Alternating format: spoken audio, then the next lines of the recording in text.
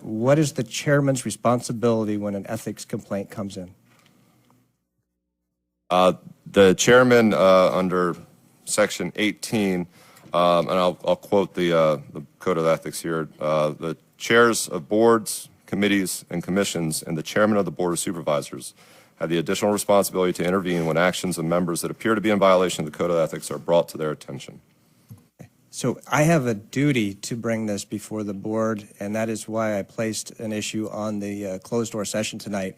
If the majority of this board decides it's nothing to discuss and not, then it's the majority of the boards. We have ethics. We have our bylaws. Each one of us signed those bylaws and ethics at the beginning of this year. Every year, everybody has received a copy of those bylaws and ethics that we signed, and I would ask that we, since it was denied in closed session, either one of the members that denied it from going to closed session would reconsider their vote, which they can underneath Robert's rules, or that we would add a discussion about the ethics complaint I received, which I believe there was a story even in the paper today. It's not a secret. So I will make that motion. Any discussion? And the motion, just for clarity, is to add the item, the discussion with regarding to a member of the Board of Supervisors to the agenda. Sure. Unless somebody else that voted to not hold this, to take this off our closed door discussion would want to put that back on closed door at this time for a vote. That would proceed procedurally what would be required, correct? All right, any discussion? Yes, I have a statement. Sure. As you have alluded to, it's no secret what you're trying to do, and so having it out in the public, I will vote to have that, and I respectfully ask for my due time and not to be cut off and to be able to state my case. Thank you. Okay. Any other discussion? So this is not for closed door, but this is for open, correct? This is to add that item to the agenda. Okay. Any other discussion? Call the question.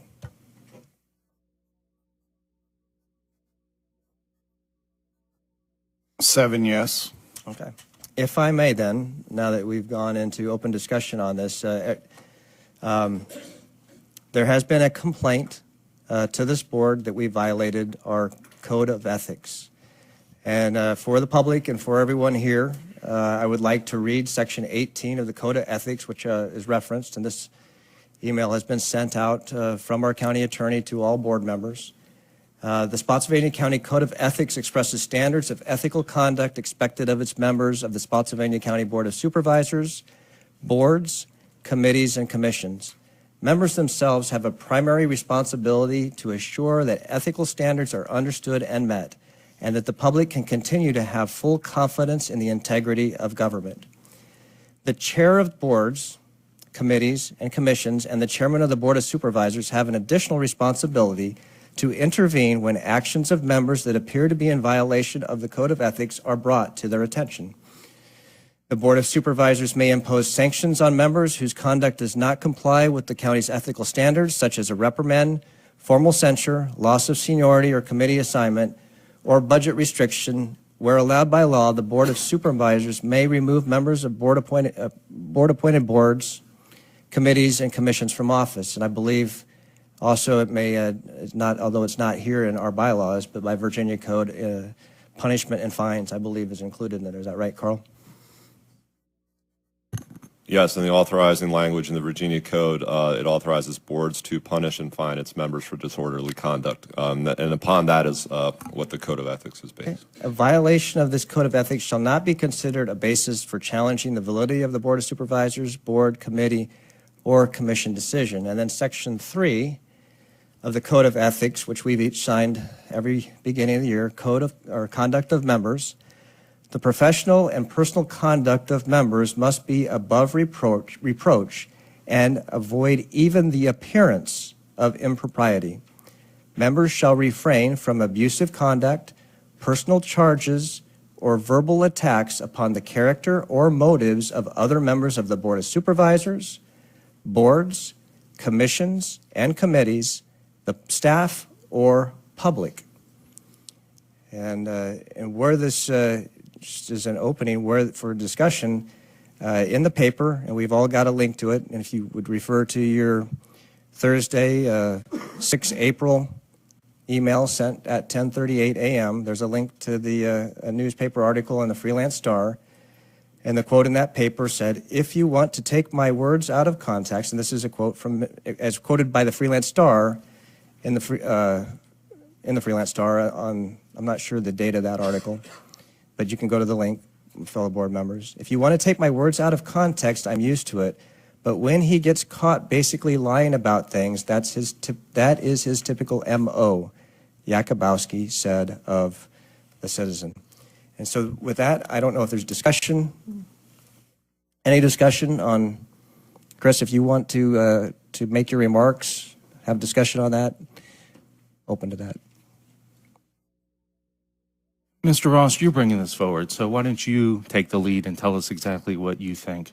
Because it's apparent that you're going to do so anyway. So I appreciate the kindness and the caring, but I would say this is your emotion, this is what you'd like to do. Please lead on. Oh, I am bringing this forward to the board as is my duty and responsibility. There's no ill will towards you, Mr. Yakabouski, and if this board decides to do nothing, that's the board's discretion. It is not the chair's. It is up to this board collectively, and that is why I brought it forward. I believe in reading the quote that you have, it's my opinion, that you have violated our ethics as you've signed and as I've read. That's just my opinion, and it's open for discussion. But I don't need to take the lead here.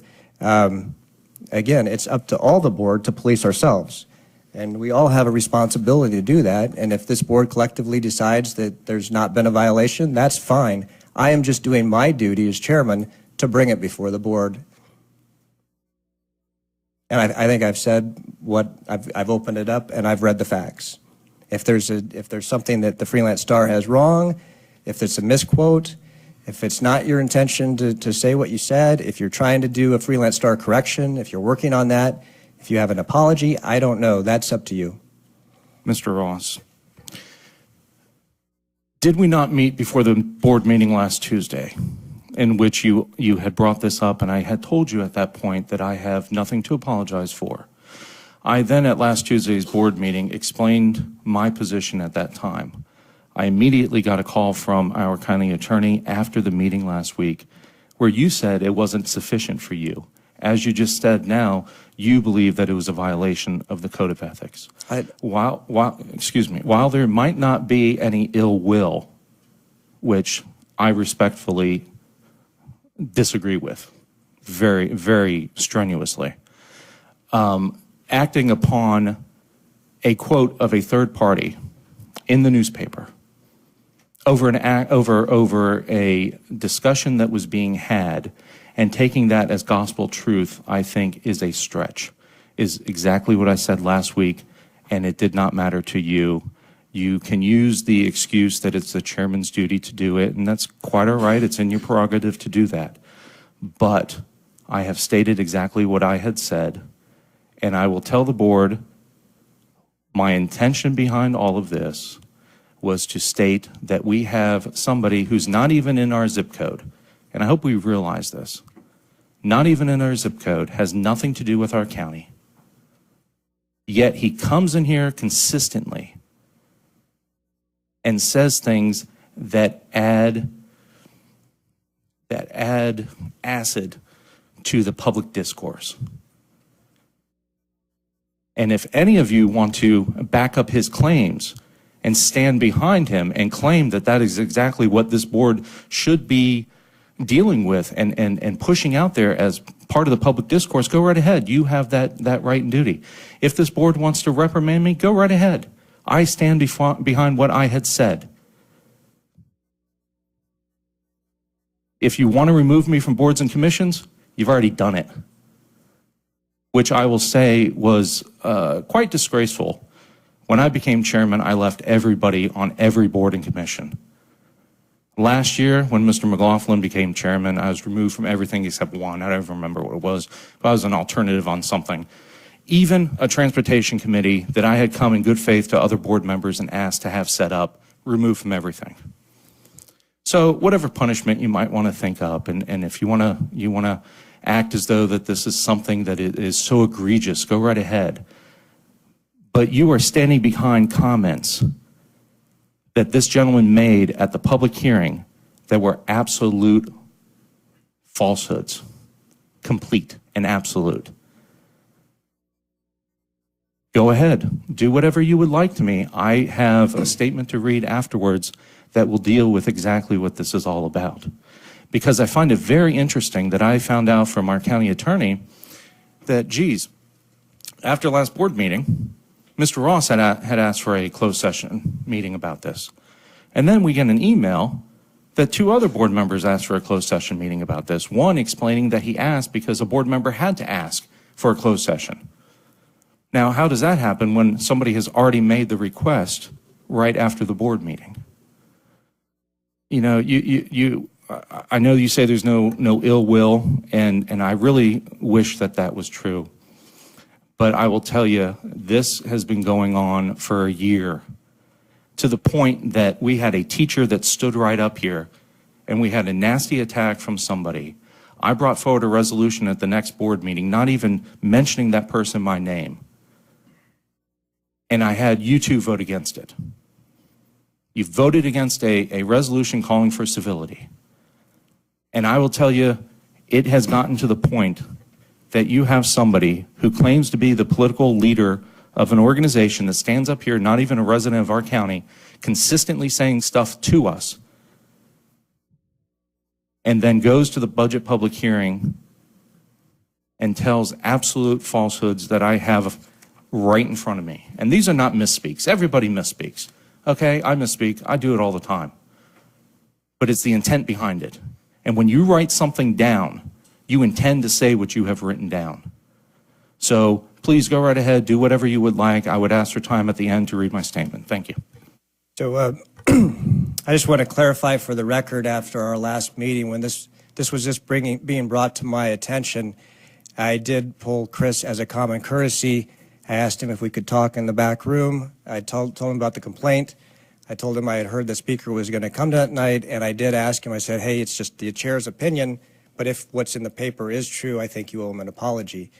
Again, I'm doing my duty as a chair to bring this before the board now. Chris, I don't have ill will for you, but certainly from some of your Facebook posts, I can tell you might have ill will towards me. And you cannot find a Facebook post I've made of ill will towards you, I can guarantee it.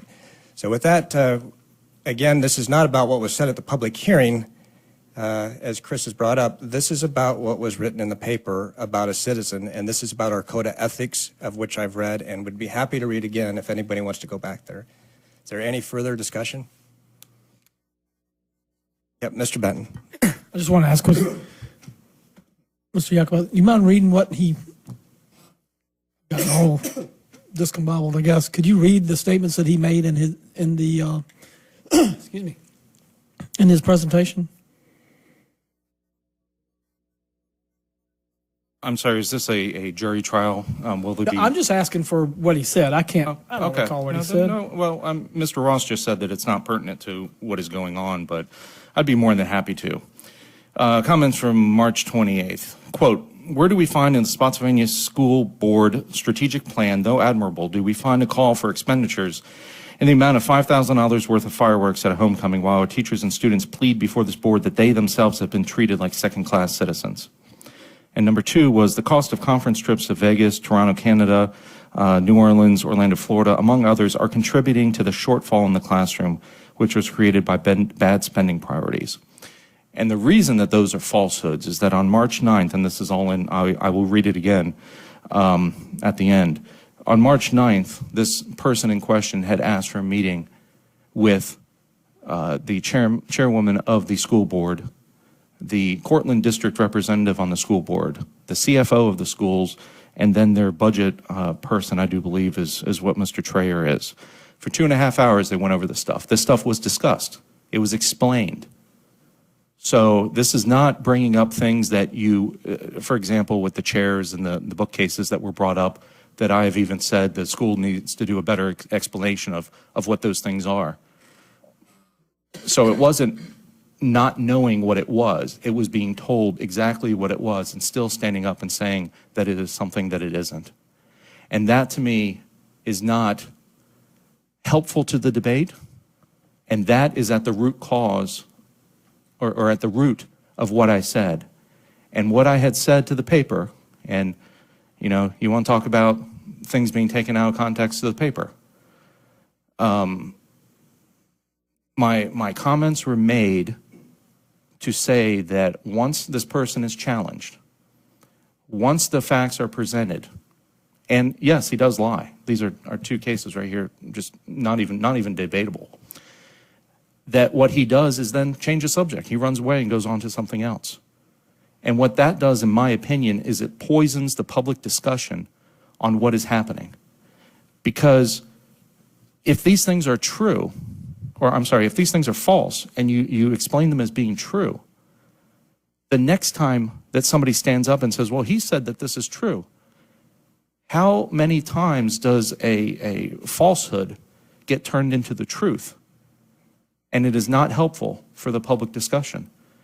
So I stand right behind it, and I'm sorry if some find that that was a violation of the Code of Ethics, which I find to be a stretch. If we are going to use the newspaper as the Bible, that there is no infallibilities or anything wrong with it whatsoever. There was another board member just last year who was in the paper over a personal issue. The Commonwealth saw fit to do something about that, but that person had his day in court. This board did nothing. No discussion, no talk, no nothing. And if you want to talk about a violation of the Code of Ethics, we could have done something and prejudged everything that had gone on. So if you believe that the newspaper is infallible, go right ahead. But I have told you now twice exactly what my intention was behind what I had said. And there's nothing on my Facebook that is attacking you, Mr. Ross, personally. It attacks and tries to get a debate going. And as far as you attacking me, I haven't looked. I don't know. Do you have Facebook or, I'm sorry, MySpace? Do you do Instagram? I don't know. I don't follow you. I simply put out there what I believe is true. And if you have, and if at this board we have a disagreement on policy, there is nothing wrong with having a debate on policy. There are no personal attacks that I make to any of these board members up here. But I do stand behind exactly what I said, and the newspaper is a third party that quoted it.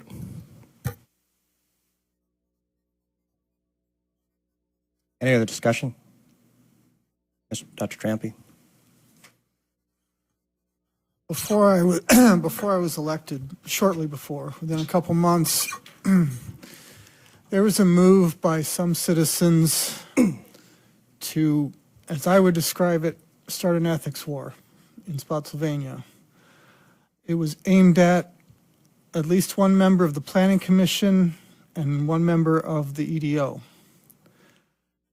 After 4 of us were elected and changed the composition of this board, I came down pretty hard on the staff for that, and the 3 of you backed me up. And I just don't think that ethics wars help anyone. There are some folks out there who are very good at pushing my buttons, and they've been successful in doing so, and at times I have responded in ways I wish I hadn't. So if we start bringing this up, I could be next. I don't know. We have an ethics code, but there's also such a thing as prosecutorial discretion. How nitpicky are we going to be? And I would also agree that a quote in a newspaper is not proof. Mr. Yakabouski says it was taken out of context. I'm inclined to take his word for that. Thank you, Mr. Chairman. Any other discussion? Thank you, Mr. Trampy. Mr. Benton?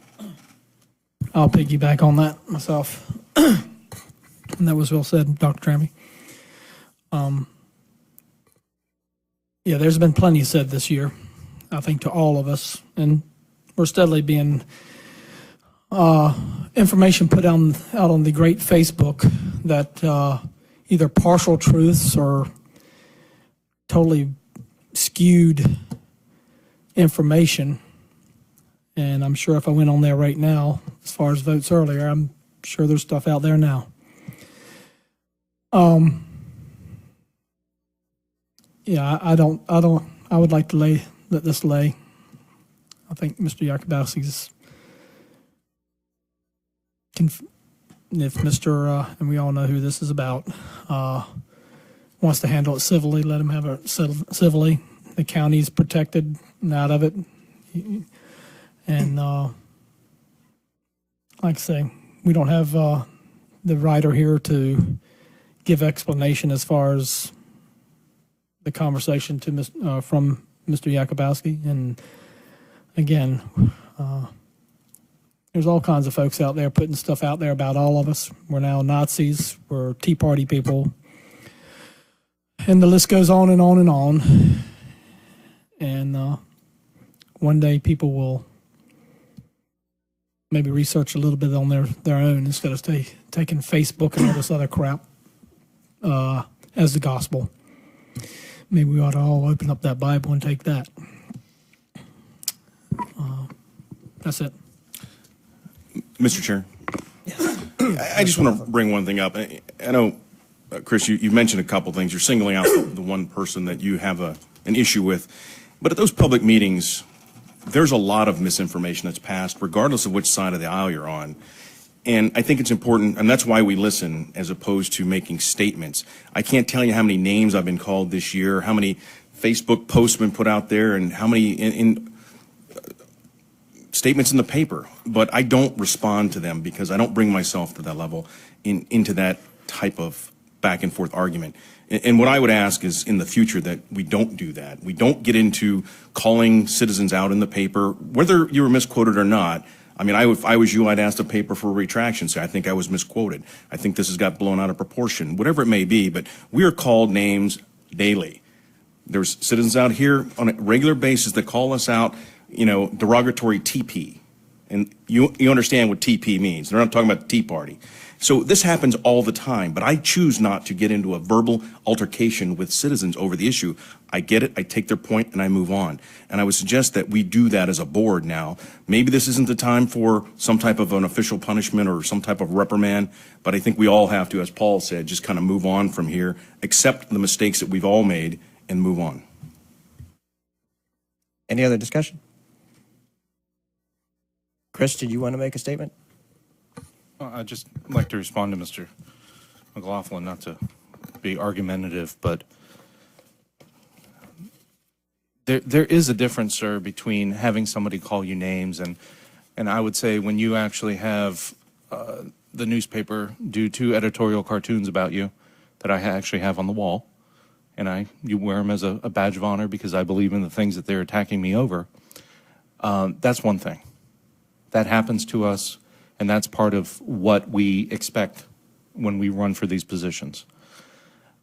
What I think needs to really be done, and I agree with you that there's a lot of people that stand up, and it's amazing some of the things that they say, and we do listen.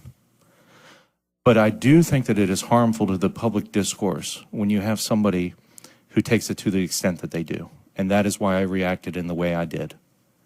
And I will stand up for what is true, especially after you're being asked to explain something to somebody and they consistently come back and do what they do.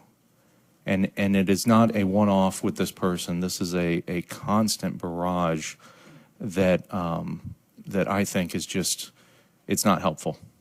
And I respectfully disagree about my comments. I stand behind them 100%. If you choose not to react in that way, that's your prerogative, and I understand that. But on certain issues, I feel compelled to stand up, and will continue to do so. And I did not get a chance, but thank you, Mr. Benton. Mr. Skinner. Yes, Mr. Chairman, I was thinking about this, and being on the school board, there's a lot of hard work that's put in every place, whether it's supervisor or the board. And I think it's unfair to our citizens because, as you know, I can make a statement, or any of us can make a statement, and it can be interpreted many different ways. And I think that's what hurts, is when we, the school board, put so much effort into really, truly, hard work to make a budget of needs, not of wants. and constantly you hear things, oh, it's a budget of fluff and stuff of that nature. And I think we're very open to the public in our citizen budget review committee. I just think that we as a board have to protect each other personally, and that is, I think when people come up here and it's not, perhaps there's a way that we as a board, following the meeting, a statement is made, because there's a lot of extra work in a statement where there's chairs for $4,000 and stuff like that. I think it's irresponsible for anybody to come up and make a statement that's inaccurate. They need to take the time, as we do, to make sure what we're saying is correct. Okay? They need to do the same thing. If they had a problem with that, then I would have recommended they go to the school board and ask them that, or go to somebody and say exactly, did you really buy a $40,000 chair and stuff of that nature? And I just think that we've got to be, as a board, understanding that we as a board are stronger when we're all in agreement with something than when we got a split thing. So again, I don't blame anybody for standing up and telling the truth. I think that's very important. And that's on both sides, the citizens and also us. I think that's our responsibility to make sure the citizens know that's what's being said is correct. Okay, so again, I think number one was to do anything right now would be going forward with something that is really between Reverend the person who spoke it and also with Mr. Yakabouski. Again, I don't see any need to go forward with anything right now. Thank you. Any other discussion, Mr. Sabula? Not a discussion, just a comment. I've heard all of this, I've read all of this, I've researched all of this, and I see no reason to move forward with anything at this point in time. Any other discussion? All right, I have a motion to adjourn.